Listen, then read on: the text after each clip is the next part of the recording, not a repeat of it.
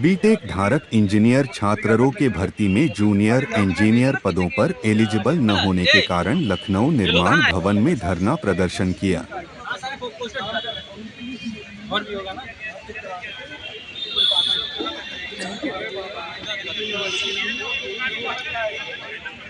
ठीक।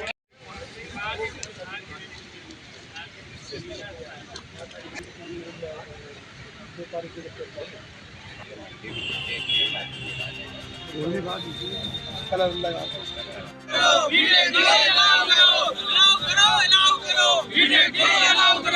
चोरी नीति नहीं चलेगी, नहीं चलेगी, नहीं चलेगी।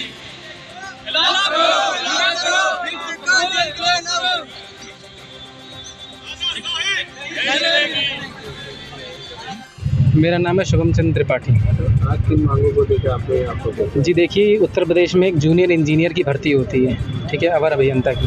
तो उस भर्ती पर पहले तो हम लोग अलाउड थे 2003 से पहले। 2003 के बाद से क्या किया जाने लगा कि सिर्फ डिप्लोमा को लिया जाने लगा, डिग्री को बाहर कर दिया गया।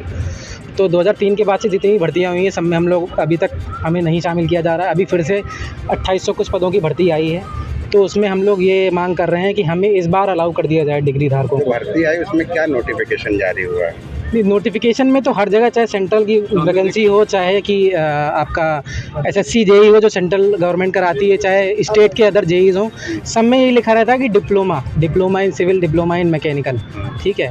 तो उसका मतलब अपने आप ही यही होता है कि डिग्री भी अलाउड होगा। डिग्री हायर क्वालिफिकेशन है, डिग्री ऑलरेडी अलाउड होता है। कई जगह जहाँ पे कोशिश करी गई ये सारी चीज़ें करने की कि डिग्री को बाहर कर दिया जाए, कोर्ट में मामला गया, सुप्रीम कोर्ट में मामला गया, सुप्रीम कोर्ट ने ही बोल दिया कि जो हायर डिग्री है वो अभिशाप नहीं है किसी भी वैकेंसी के लिए।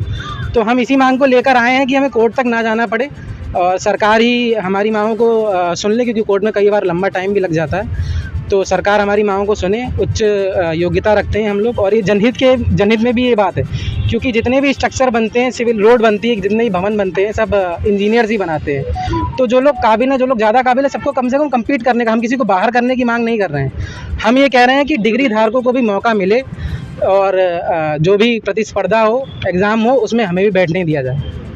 तो अगर आप लोग की मांगे नहीं पूरी होती हैं तो आप लोग क्या करेंगे?